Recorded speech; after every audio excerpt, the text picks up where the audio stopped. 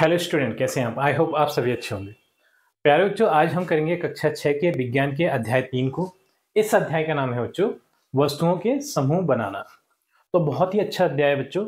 इस वीडियो में हम इस अध्याय को अच्छे से समझेंगे, फिर अगली वीडियो में इस अध्याय से संबंधित प्रश्न उत्तरों को हल करेंगे। तो देख लेते हैं बच्चों, इस अध्याय में हमें क्या पढ़ना है। सबसे पहले हम देख लेते हैं विषय वस्तु। तो मेनली ये 3 टॉपिक पढ़ना है हमें। पहला है हमारे चारों ओर की वस्तुएं। तो हमारे चारों ओर क्या क्या वस्तुएं पाई जाती हैं, उनके बारे में हम इस टॉपिक में पढ़ेंगे। दूसरा जो टॉपिक है वो है वस्तुओं के समूह बनाना। तो वस्तुओं के उनके गुणधर्मों के आधार पर, गुणों के आधार पर अलग अलग समूह बनाना, ठीक, उनका वर्गीकरण करना है। इस टॉपिक में हम ये पढ़ेंगे। और सबसे इंपॉर्टेंट टॉपिक बच्चों ये तीसरा है पदार्थों के गुण। तो जो पदार्थ होते हैं उनके अलग अलग गुणों के बारे में अध्ययन करेंगे, जैसे दिखावट के आधार पे, कठोरता के आधार पे, विलेयता और अविलेयता के आधार पे वस्तुओं का जल में तैरना और डूबना, और पारदर्शिता, अपारदर्शी और अर्धपारदर्शी वस्तुएं, इन सब के बारे में हम जानेंगे। तो यहाँ पे हमें पता चल गया बच्चों हम इस टॉपिक में क्या क्या पढ़ने वाले हैं। अब देख लेते हैं बच्चों, इसका जो पहला टॉपिक है हमारे चारों ओर की वस्तुएं, इसके बारे में हम जान लेते हैं। तो यहाँ पे हम देख रहे हैं बच्चों कि हमारे चारों ओर बहुत सारी वस्तुएं होती हैं। हम चारों ओर देखेंगे तो हमें कुछ ना कुछ दिखाई देगा। जैसे आपको अपने घर में या फिर क्लासरूम की बात कर लेते हैं कि आपको जो आपके क्लासरूम में बोर्ड लगा हुआ वो दिखाई देगा। पेन, पेंसिल, बैग, टेबल, कुर्सी, बेंच, फैन, इस तरीके की सारी चीजें आपको आपके चारों तरफ दिखाई देंगी। तो वही चीजें क्या हैं? वस्तुएं हैं, ठीक। तो ये वस्तुओं के बारे में हमें अध्ययन करना है बच्चों। तो यहाँ पे हम देख लेते हैं, हम अपने चारों ओर अनेक प्रकार की वस्तुएं देखते हैं। तो हमारे चारों ओर हम वस्तुओं से ही घिरे होते हैं, ठीक। अगला है कुछ वस्तुएं प्राकृतिक होती हैं, जैसे मिट्टी, पानी, पेड़, पत्थर, ठीक है। तो ऐसी वस्तुएं जो कि है ना प्रकृति के द्वारा हमें डायरेक्ट मिलती हैं, उन्हें प्राकृतिक वस्तुएं कहते हैं। जैसे पेड़ हैं, पौधे हैं, ठीक है, मिट्टी है, पत्थर है, कंकड़ हैं, ये सारी चीजें प्राकृतिक हैं क्योंकि ये प्रकृति से हमें मिली हुई हैं, ठीक है। कुछ वस्तुएं ऐसी होती हैं जो मानव निर्मित होती हैं, ठीक है, उन्हें कृत्रिम वस्तुएं भी हम बोलते हैं। मानव निर्मित मतलब मनुष्य के द्वारा बनाई गई, जिन्हें मनुष्य प्राकृतिक वस्तुओं से बनाता है, ठीक है। तो आप देखेंगे टेबल, कुर्सी, बोर्ड, ठीक है, फैन, ये सारी चीजें कैसी हैं? मानव निर्मित है, यानी कृत्रिम वस्तुएं हैं, ठीक। तो यहाँ पे किताबें, बोतल, कुर्सी, ये सब कैसी वस्तुएं हैं? मानव निर्मित वस्तुएं हैं। अगला है वस्तुएं अलग अलग आकार, रंग और उपयोग की होती हैं। तो वस्तुओं का हम आकार देखेंगे, जो उनका साइज है, कोई साइज में छोटी होंगी, कोई साइज में बड़ी होंगी, ठीक है। तो उनका आकार अलग अलग होगा, उनके रंग भी अलग अलग होंगे, ठीक। जैसे आप बोर्ड का रंग देखेंगे तो कहीं पर आपको ना बोर्ड का रंग है ना ब्लैक मिलेगा, कहीं पर व्हाइट मिलेगा, कहीं पर ग्रीन मिलेगा, ठीक है। और इसी तरीके से ना हम है ना अगर बात करें पेन का कलर, तो पेन की कलर भी अलग अलग मिलते हैं। तो है ना जो वस्तुएं उनके रंग भी अलग अलग होते हैं और उनके उपयोग भी अलग अलग होते हैं। जैसे किताबों का उपयोग हम पढ़ने के लिए करते हैं, पेन का उपयोग हम लिखने के लिए करते हैं, ठीक। तो जो वस्तुएं हैं उनके उपयोग भी अलग अलग होते हैं। अगला जो पॉइंट है वो है यह जानना जरूरी है कि वस्तुएं किस पदार्थ से बनी हुई हैं। तो वस्तुएं किस चीज से बनी हुई हैं? जैसे कुछ वस्तुएं लकड़ी से बनी होती हैं, जैसे टेबल, कुर्सी वगैरह लकड़ी से बनी होती है। कुछ वस्तुएं लोहे से बनी होती हैं, ठीक है, जैसे गेट है, ग्रिल है, ठीक। जो हमारे टेबल का फ्रेम है वो सारी चीजें लोहे से बनी होती हैं। कुछ वस्तुएं स्टील से बनी होती हैं। तो अलग अलग पदार्थों से ये वस्तुएं बनी होती हैं। तो इसी के बारे में हम देख लेंगे। वस्तुओं के समूह बनाना। तो वस्तुओं के हम अलग अलग समूह बनाएंगे कि अब जो मेटल यानी धातुओं से बनी हुई वस्तुएं कौन सी हैं? तो धातुएं हम बोलते हैं जो लोहा, सोना, चांदी, ठीक है, स्टील, इन सबको हम धातुएं बोलते हैं, ठीक है। तो धातुओं से कौन कौन सी वस्तुएं बनी हुई हैं हमें अपने चारों ओर देखना है। तो यहाँ पे देखा हमने, जैसे कि स्टील का ये चम्मच है, ये धातु से बना हुआ है, ठीक। इसी तरीके से हमारे घर में पानी पीने की बोतलें हैं, वो भी स्टील की होती हैं, ठीक है। बहुत सी जगह पे प्लास्टिक की भी होती हैं, और खाना बनाने के बर्तन, ठीक। तो ये सारी चीजें किससे बनी हैं? धातुओं से बनी हुई हैं। अब लकड़ी से बनी हुई वस्तुएं, जो हमारे घर के फर्नीचर है या फिर ना गेट, खिड़कियां वगैरह, ये सारी चीजें लकड़ी की बनी होती हैं, ठीक। अगली चीज है गिलास, कांच की बनी हुई वस्तुएं। तो बोतल है, जग है, ठीक है, गिलास है, ये सारी चीजें कांच से बनी होती हैं, ठीक है। तो जो जो वस्तुएं जिस पदार्थ से बनी हुई हैं, तो अलग अलग पदार्थों के आधार पे हमें इन्हें समूहों में बांटना है कि हमें धातु धातु से बनी हुई वस्तुओं को एक अलग वर्ग में रखना है, ठीक है, और लकड़ी से बनी हुई वस्तुओं का अलग वर्ग बनाना है। इसी तरीके से कांच की बनी हुई वस्तुओं का एक अलग वर्ग बनाना है। तो यहाँ पे हम देख लेते हैं बच्चों, इन पॉइंटों को समझ लेते हैं। वस्तुओं का उनके गुणों के आधार पर समूह में बांटना वर्गीकरण कहलाता है। मतलब जो वस्तुएं जिस पदार्थ से बनी है उनको अलग अलग पदार्थों के आधार पे या फिर उनके अलग अलग गुणों के आधार पे उनको बांटना, उन्हें अलग अलग करना क्या कहलाता है? वर्गीकरण कहलाता है। इसे इंग्लिश में क्लासिफिकेशन बोलते हैं।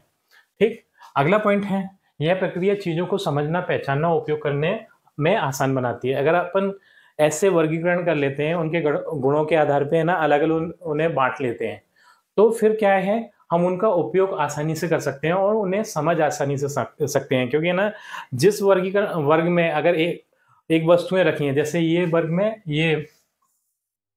में अगर धातु से बनी हुई वस्तुएं रखी हुई हैं, तो उनके जो गुणधर्म है वो सबके सब एक जैसे होंगे, क्योंकि जो धातु के गुणधर्म होंगे तो वो वस्तु में भी गुणधर्म होंगे। तो आसानी से उन सभी वस्तुओं के बारे में हम समझ सकते हैं कि एक वस्तु के बारे में हम जान लें और वो सारी की सारी वस्तुओं पर गुणधर्म अप्लाई हो जाएंगे। अगला है, समूह बनाने से हमें वस्तुओं के गुणों की तुलना करना सरल हो जाता है। ठीक है, तो इससे क्या होगा कि ना हम लकड़ी के गुणों के बारे में जान जाएंगे। जैसे ना ये कुर्सी लकड़ी की बनी हुई है, ठीक है, तो ये जो लकड़ी है बच्चों वो आग में जल जाती है। ठीक है, आग में जल जाती है तो लकड़ी की जितनी भी वस्तुएं होंगी वो आग में जलेंगी। ठीक है, और इसका क्या गुण है, लकड़ी पानी पे तैरती है, तो लकड़ी की जितनी भी वस्तुएं होंगी वो पानी पे तैरेंगी, तो उनके बारे में अध्ययन करना हमें आसान हो जाता है। अब इसका उदाहरण लेके बोल रहे हैं कि धातु की वस्तुएं, लकड़ी की वस्तुएं, प्लास्टिक की वस्तुएं आदि। तो यहाँ पे हमने धातु की वस्तुएं भी देख ली, लकड़ी की वस्तुएं भी देख ली और प्लास्टिक या फिर कांच की वस्तुएं भी हमने देख ली। अगला है, विज्ञान में वस्तुओं का वर्गीकरण पढ़ाई और प्रयोग दोनों में आवश्यक है। तो हम विज्ञान में वस्तुओं का वर्गीकरण इसलिए करते हैं कि उनका आसानी से हम अध्ययन कर सकें। अगला है पदार्थ के गुण। तो पदार्थ में जो गुण पाए जाते हैं उसको देख लेते हैं। पहला गुण है दिखावट। तो दिखावट के मतलब देखने के आधार पे कुछ वस्तुएं कैसी होती हैं, उनका सतह चिकना होता है। कुछ वस्तुएं कैसी होती हैं, खुरदुरी होती हैं देखने के आधार पे। ठीक है, और ये जो चिकनी सतह वाली छूने पे वस्तुएं कैसी लगेंगी, एकदम चिकनी लगेंगी। और ये क्या है, खुरदुरी ऊपर नीचे इस टाइप की लगेंगी। इसका उदाहरण जैसे कांच वगैरह ले लें, उसके ऊपर हाथ फेरें तो एकदम चिकना महसूस होगा। और वहीं हम कोई पत्थर वगैरह ले लें तो उसके ऊपर हम हाथ फेरें तो हमें खुरदुरापन महसूस होगा। तो दिखावट के आधार पे हम है ना देखने के आधार पे बता सकते हैं कि ये वस्तु चिकनी है और ये वस्तु खुरदुरी है। ठीक है, ऐसे करके हम वस्तु के इस गुण के बारे में जान सकते हैं। तो यहाँ पे जो पहला पॉइंट है बच्चों वो है, प्रत्येक वस्तु की अपनी अलग दिखावट होती है। मतलब देखने में हर एक वस्तु अलग अलग होती है। इसमें रंग, चमक, बनावट आदि शामिल है। तो हम देखकर उसका रंग के बारे में जान सकते हैं कि वस्तु का कौन सा रंग है। ठीक है, हरी वस्तु है कि काली है कि पीली है कि नीली है, हम ये जान सकते हैं। उसकी चमक, उसमें कितनी ज्यादा चमक है, वो कम चमकीली है या फिर ज्यादा चमकीली है, ये हम जान सकते हैं। बनावट उसकी, क्या वो किस बनावट की है, उसका आकार आकृति कैसी है, ये हम देखकर पहचान सकते हैं। तो यहाँ पे दिया है कुछ वस्तुएं चमकदार होती हैं, जैसे तांबा, स्टील। तो जितनी भी धातुएं हैं बच्चों वो चमकदार होती हैं, जैसे सोना, चांदी, तांबा, स्टील, ये सारी चीजें कैसी हैं, चमकदार होती हैं। ठीक है, कुछ वस्तुएं बिना चमक की होती हैं, जैसे लकड़ी, मिट्टी। तो जो अधातु पदार्थ हैं उनमें चमक नहीं होती, जैसे लकड़ी है, मिट्टी है, ये इनमें चमक नहीं होती है। अब अगला है, चिकनी और खुरदुरी सतह भी पहचान का हिस्सा होता है। तो हम चिकनी सतह को और खुरदुरी सतह को भी हम देखकर पहचान सकते हैं। मतलब जिन गुणों को हम देखकर पहचान सकते हैं वो कौन से गुण हैं, एक तो उनका रंग, चमक और बनावट, ये तीनों गुण हम देखकर वस्तुओं के पहचान सकते हैं। अगला गुण देख लेते हैं बच्चों। अगला है कठोरता। ठीक है, तो कठोरता का मतलब ये है कि अगर हम किसी वस्तु को दबाएं, वो आसानी से वो अगर ना दबे तो वो वस्तु कैसी है, कठोर है। और अगर हम किसी वस्तु को दबाएं वो आसानी से दब जाए तो वो कैसी है, नरम। ठीक है, नरम वस्तु है। तो जैसे कि हम यहाँ पे एक पत्थर ले लिया, इस बच्चे ने, बच्चा पत्थर को दबा रहा है तो ये पत्थर को दबा नहीं पा रहा। इसका मतलब ये है ये पत्थर कैसा है, कठोर है। ठीक है, और ये एक स्पंज की बॉल है, इसे बच्चा दबा रहा है। ठीक है, और ये आराम से दब रही है। इसका मतलब ये है ये नर्म है। ठीक है, तो हम वस्तु की कठोरता का पता लगा सकते हैं उसे दबाकर। तो यहाँ पर इसका पहला पॉइंट देखेंगे, वस्तुओं को दबाने पर प्रतिक्रिया से उनकी कठोरता जानी जा सकती है, मतलब कठोरता का हम पता लगा सकते हैं उनको दबाकर। अगला है कठोर वस्तुएं मजबूत होती हैं जैसे लोहा पत्थर। तो कठोर वस्तुएं मजबूत होती हैं, वो मतलब आसानी से दबती नहीं है। ठीक है, उन्हें दबाने के लिए बहुत ज्यादा बल की आवश्यकता होती है। तो इसका उदाहरण क्या हो गया, लोहा और पत्थर। ठीक है, मुलायम वस्तुएं, मुलायम या नर्म वस्तुएं आसानी से दब जाती हैं जैसे रबड़ और कपड़ा, तो इन्हें हम आसानी से दबा सकते हैं। कठोर वस्तुएं निर्माण कार्य में काम आती हैं। तो कठोर वस्तुओं से हम कुछ निर्माण कर सकते हैं, जैसे घर वगैरह बना सकते हैं। तो इसका पत्थर का, ईंटों का, कठोर वस्तुओं से हम निर्माण करते हैं। ठीक है, मुलायम वस्तुओं से नहीं बना सकते। आपने देखा होगा कि कागज या फिर कपड़े का कोई का मकान बना हुआ नहीं देखा होगा आपको। जो पक्का मकान होगा वो कठोर वस्तुओं से ही बनता है, यानी पत्थर, ईंट वगैरह से बनता है। अगला है मुलायम वस्तुएं आराम के लिए होती हैं जैसे तकिया और गद्दा। तो मुलायम वस्तुएं हमारे आराम के लिए होती हैं, जो कि उस पर लेटकर हमें आराम मिले। अगर हमें ना पत्थर या फिर ना लोहे का पलंग वगैरह बना ले तो उस पर हमें आराम नहीं मिलेगा, हमें नींद ही नहीं आएगी। तो हम आराम के लिए मुलायम वस्तुओं का प्रयोग करते हैं। ठीक, अगला जो गुण है विलय और अविलय।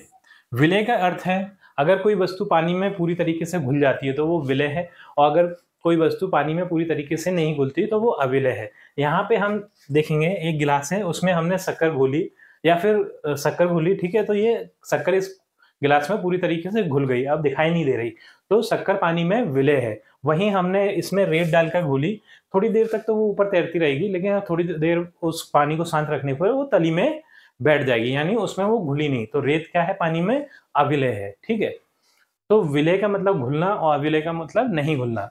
तो यहाँ पे हम देखेंगे जो पदार्थ पानी में घुल जाते हैं उन्हें विलय कहते हैं, जैसे नमक, चीनी। ठीक है, इससे हम समझ ही चुके हैं। जो नहीं घुलते उन्हें अविलय कहते हैं, जैसे रेत, तेल। तेल भी पानी में नहीं घुलता, अगर तेल को हम इसमें मिलाएंगे तो तेल पानी से हल्का होता है, तो वो एक अपनी लेयर ऊपर बना लेगा, यही पानी की सतह पर बना लेगा, वो पानी में मिक्स नहीं होगा। ठीक, तो तेल पानी में अविलय है। यह प्रयोग द्वारा आसानी से समझाया जा सकता है, तो यहाँ पे हमने प्रयोग करके देख लिया। ठीक, अगला है विलेयता। हमें यह समझने में मदद करती है कि कौन सा पदार्थ घोल बनाता है। तो घोल वही पदार्थ बनाएगा जो कि पानी में घुल जाएगा, जैसे चीनी है, नींबू है, ठीक है, नमक है, ये पदार्थ क्या है, घोल बनाएंगे। ठीक है, और जो पदार्थ पानी में नहीं घुलते जैसे रेत है, तेल है, वो घोल नहीं बनाएंगे। अगला है यह गुण भोजन, दवाइयों और रसायनों में बहुत उपयोगी होता है। तो जो इसका विलेयता का गुण है वो भोजन में, दवाइयों में और रसायन बनाने में बहुत ज्यादा उपयोगी है। तो विलेयता और अविलेयता के आधार पर ही हम इन चीजों को बनाते हैं। ठीक, अब चलते हैं बच्चों अगले प्रश्न की ओर, सॉरी अगले टॉपिक की ओर।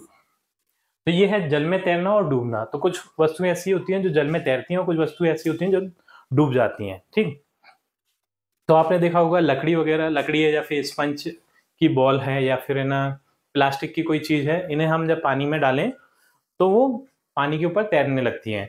कुछ वस्तुएं ऐसी होती हैं जैसे लोहा, स्टील वगैरह, धातु से बनी हुई चीजें, वो पानी में डूब जाती हैं। तो इस चीज का हम देख लेते हैं यहाँ पर। हल्की वस्तुएं पानी में तैरती हैं जैसे लकड़ी, प्लास्टिक की गेंद आदि। ठीक है, तो जो वस्तुएं हल्की होती हैं वो पानी के ऊपर तैरती हैं, जो वस्तुएं भारी होती हैं वो पानी में डूब जाती हैं। ठीक, भारी और घनी वस्तुएं पानी में डूबती हैं जैसे पत्थर और कील। तो जो भारी होंगी और वो घनी होंगी, वो वस्तुएं पानी में डूब जाएंगी। ठीक है, इसका उदाहरण है पत्थर और कील, ये पानी में आप डालोगे तो ये तुरंत डूब जाएंगे पानी के अंदर। अगला है यह गुण वस्तु के घनत्व पर निर्भर करता है। तो घनत्व वस्तु का एक ऐसा गुण है कि जिससे ना हमें ये पता चलेगा कि ना वस्तु तैरेगी या फिर डूबेगी। अगर वस्तु का घनत्व ज्यादा है तो वस्तु पानी में डूब जाएगी, अगर वस्तु का घनत्व कम है तो वस्तु पानी पर तैरेगी। ठीक, यह प्रयोग बच्चों को रुचिकर लगता है, वे खुद करके सीखते हैं। तो हम है ना ऐसा पानी में देख भी सकते हैं कि कौन सी वस्तु पानी में डूब रही है और कौन सी तैर रही है। एक टब भर लीजिए और अपने पास में कुछ वस्तुएं रख लीजिए। ठीक है, और उन्हें पानी में डाल डाल के देखिए कि कौन सी वस्तु पानी में तैर रही है और डूब रही है। लेकिन कोई महंगी वस्तु का इस्तेमाल मत करना, जैसे आप पापा का मोबाइल लेके तैरा के देखो। ठीक है, कहीं मोबाइल खराब कर लो या फिर घड़ी वगैरह, तो ये चीज मत करना। कोई सिंपल सी चीजें लेना, जैसे प्लास्टिक की बॉल ले ली एक कील ले ली, एक पत्थर ले लिया, जो सिंपल सिंपल सी चीजें हैं, ठीक है। कोई महंगी वस्तु का इस्तेमाल मत कर लेना। अगला है, यह ज्ञान नौका और पानी में चलने वाले उपकरणों के निर्माण में उपयोगी है। तो जो नौका है, नाव वगैरह है, पानी के जहाज हैं जो पानी पे तैरते हैं, तो वो इसी चीज पर वस्तुओं के तैरने वाले गुण पर निर्भर करता है कि वस्तुएं कैसे तैरती हैं। तो इसी गुण के आधार पे नौका को और पानी के जहाजों को पानी पर तैराते हैं, ठीक, इसी गुण का इस्तेमाल करके। अगला है पारदर्शी, अपारदर्शी और अर्धपारदर्शी, ठीक है। तो पारदर्शी वस्तुएं ऐसी वस्तुएं होती हैं जिनके हम आर पार देख सकते हैं। उन वस्तुओं को हम पारदर्शी वस्तु कहते हैं। जैसे कि यहाँ पर हम देख रहे हैं बच्चों, ये बच्चे के हाथ में एक कांच का टुकड़ा है। किसका टुकड़ा है? कांच का टुकड़ा एक, ठीक है। और कांच में से हम आर पार देख सकते हैं, ठीक। तो ये कैसी वस्तु हो गई? पारदर्शी वस्तु हो गई, ये पारदर्शी वस्तु हो गई, ठीक है। यहाँ पे एक उदाहरण भी दिया है, कांच। अर्धपारदर्शी वस्तु ऐसी वस्तु होती है जिसमें से हम धुंधला धुंधला देख सकते हैं, ठीक है। उसमें से स्पष्ट दिखाई नहीं देता, जैसे कि हम कांच में से स्पष्ट दिखाई देता है, वैसा अर्धपारदर्शी वस्तु में से स्पष्ट दिखाई नहीं देता, धुंधला दिखाई देता है, ठीक है। तो यहाँ पे ये लड़की के हाथ में ये एक पेपर है, ठीक है। इस पेपर का नाम है बच्चों ट्रेसिंग पेपर। इस पेपर को हम क्या कहते हैं? Tracing paper. तो ये एक ऐसा पेपर है जिसमें से हमें आर पार तो दिखाई देता है लेकिन धुंधला दिखाई देता है, ठीक। तो ट्रेसिंग पेपर कैसी वस्तु हो गई? अर्धपारदर्शी, मतलब पारदर्शी तो है लेकिन पूरी तरीके से नहीं, आधी है, ठीक है, आधा अधूरा ही हम देख सकते हैं। अपारदर्शी वस्तुएं ऐसी वस्तुएं जिनके आर पार हम बिल्कुल ना देख पाए, ठीक। जैसे ये लकड़ी का एक टुकड़ा है, तो इस लकड़ी के टुकड़े में हम आर पार नहीं देख सकते, ठीक। तो ये कैसी वस्तु हो गई? अपारदर्शी वस्तु हो गई। तो यहाँ पे हमने इसका उदाहरण भी लिया है, लकड़ी का टुकड़ा। यह गुण वस्तु की प्रकृति को समझने में मदद करता है। तो इससे हमें पता चलता है कि कौन सी वस्तु पारदर्शी है, कौन सी अपारदर्शी है और कौन सी अर्धपारदर्शी है, ठीक है। तो इस गुण से हम ये पता करते हैं। अगला है, यह दैनिक जीवन की वस्तुओं के उपयोग में महत्वपूर्ण है, जैसे खिड़की के पर्दे। तो खिड़की के पर्दे हम लगाते हैं तो वो कैसे होते हैं? अपारदर्शी होते हैं, ठीक है, क्योंकि हम उसमें से आर पार नहीं देख पाए। और जो खिड़की के कांच लगाते हैं वो कैसे होते हैं? पारदर्शी होते हैं, उसमें से हम आर पार देख सकते हैं, ठीक। तो इस तरीके से हम इसे कर सकते हैं। तो बच्चों, ये जो टॉपिक था वो हमारे इस पार्ट का आखिरी टॉपिक था। इसी के साथ हमारी ये वीडियो समाप्त होती है। आई थिंक ये वीडियो आपको अच्छी लगी होगी बच्चों। यदि वीडियो आपको अच्छी लगी है तो वीडियो को लाइक करिए, चैनल को सब्सक्राइब करिए। आपसे मिलते हैं अपनी अगली वीडियो में।